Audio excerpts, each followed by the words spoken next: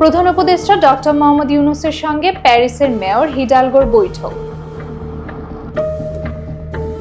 New ইয়র্কে অবস্থানরত প্রধান উপদেষ্টা ডক্টর মোহাম্মদ ইউনূসের সঙ্গে প্যারিসের মেয়র অ্যান হিডালগোর মঙ্গলবার সাক্ষাৎ করেছেন। বৈঠকে আলোচনা হয় আসন্ন জাতীয় নির্বাচন, অন্তর্বর্তী সরকারের সংস্কার কার্যক্রম, ক্রীড়া ও অলিম্পিকে সামাজিক ব্যবসার ভূমিকা এবং রোহিঙ্গা শরণার্থী সংকট নিয়ে।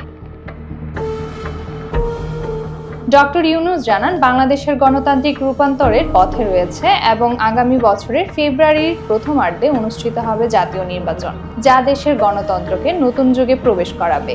এছাড়া তিনি প্যারিস 2024-এর অলিম্পিকের সামাজিক ব্যবসার গুরুত্ব ইভেন্টের রূপান্তর করার তার ভূমিকা তুলে ধরেন।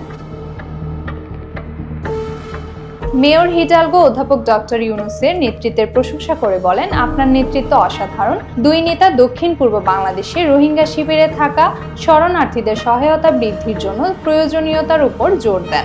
ডক্টর ইউনূস মেয়রকে বাংলাদেশ সফরে আমন্ত্রণ জানান এবং জানান জাতিসংঘ আগামী সপ্তাহে রোহিঙ্গা সংকট নিয়ে আন্তর্জাতিক সম্মেলন আয়োজন করবে। বৈঠকে উপস্থিত ছিলেন এইচজিডি সমন্বয়কারী ও সরকারের সিনিয়র সচিব লামিয়া মোর্শেদ।